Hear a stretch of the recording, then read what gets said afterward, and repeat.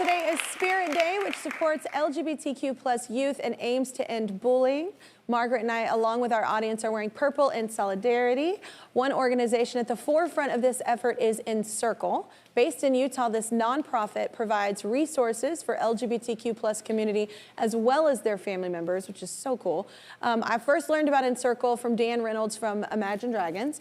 He's a big supporter, and I thought that today would be a perfect day to feature them and the founder, who we consider a rad human.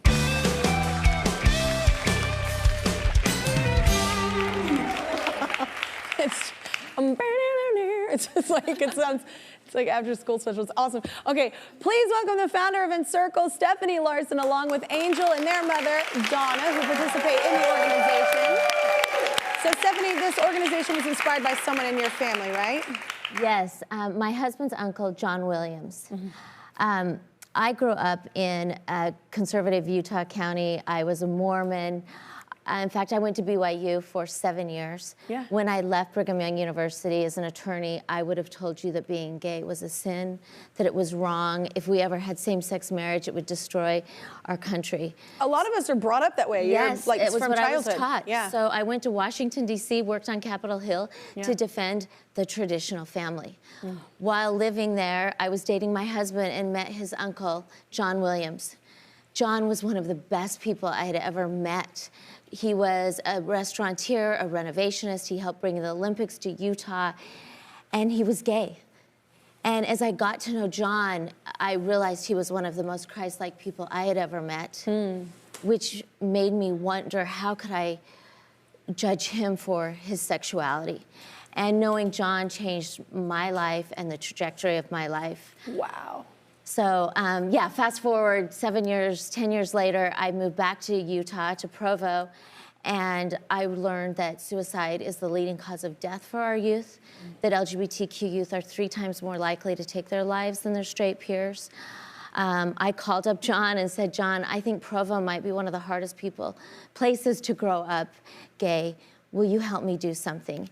And he said, sure, what are we going to do?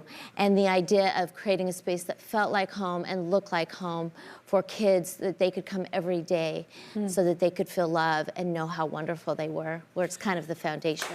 I mean, it's the most incredible testimony, because you grew up similar to how I grew up, how people were taught where I grew up. And it's more powerful almost coming from someone that they completely changed, like 180 their view on something.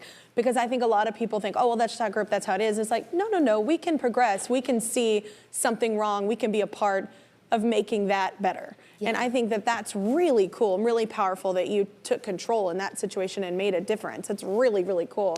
So you grew up, Angel, in a similar family. So when did you realize that you were different than what people expected? Yeah, I actually grew up in Provo, Utah with my mom. And it's the same town as BYU and the Missionary Training Center for the LDS Church. Yeah. It was a very, very conservative household. And I loved it. Like, I went to church every Sunday. I went to all the church meetings. Yeah. A part of Utah, you can go basically to church while at school. Like, you get a period off and you go to church, essentially. And I had seminary. It was incredible. I loved it. And I only started questioning things when I started realizing who I was. And that was about middle school. When I started going into middle school, I remember being in the hallways and like just noticing things about guys that I didn't notice about girls.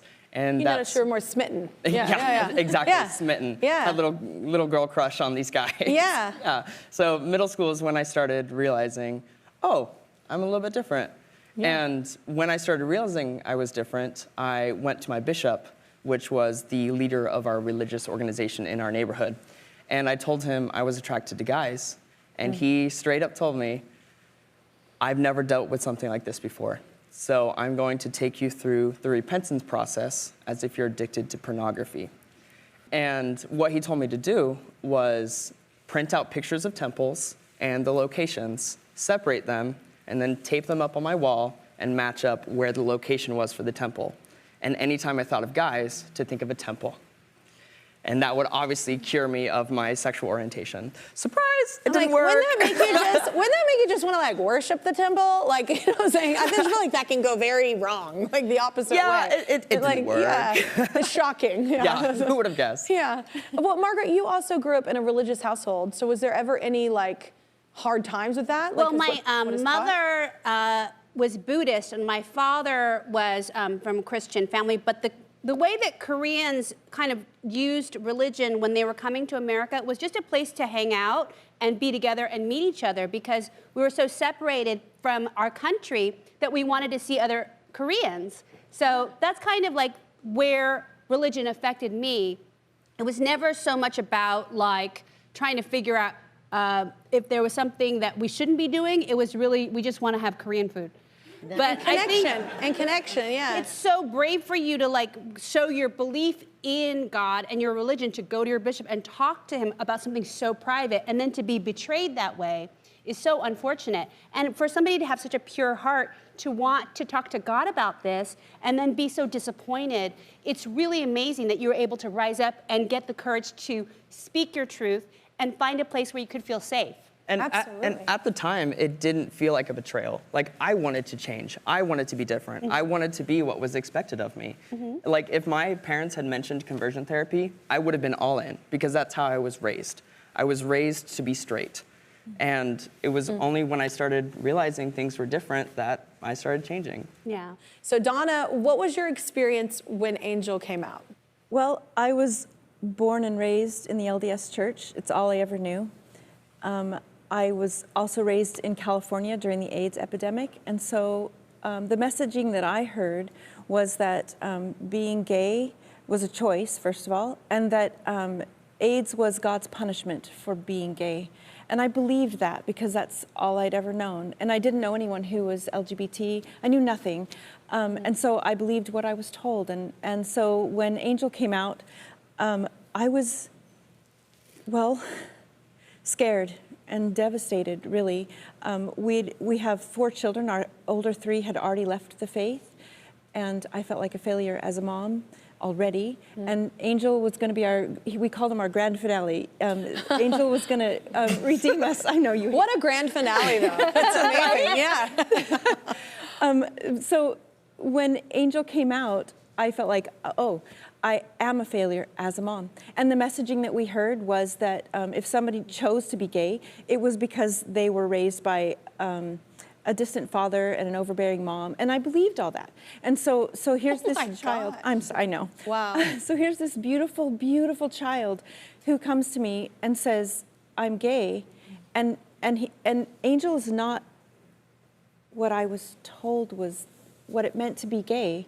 I'll never forget, we were watching General Conference, which is a semi-annual televised show that our church does. And I remember Angel coming to me during that conference where we were watching it on TV, and they put a pillow in front of their face because they were embarrassed and they were starting to cry.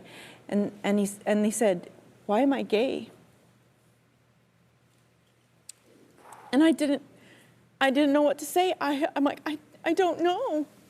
I don't know. But in that moment, for me, something changed where I understood and realized that this isn't a choice that Angel made. This is who they are. And the beauty that is this child went against everything that I'd been taught was true.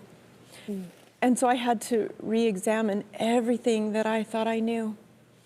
And so in that moment, I held this sweet human and just loved him. I just loved him. And then my journey began to just change.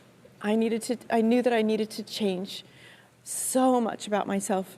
I will say my parents' unconditional love, even though it was different because we were raised LDS, that was why I was able to come out to them and why I felt comfortable telling them. I think the first time I ever said, I'm gay or why am I gay was in that moment.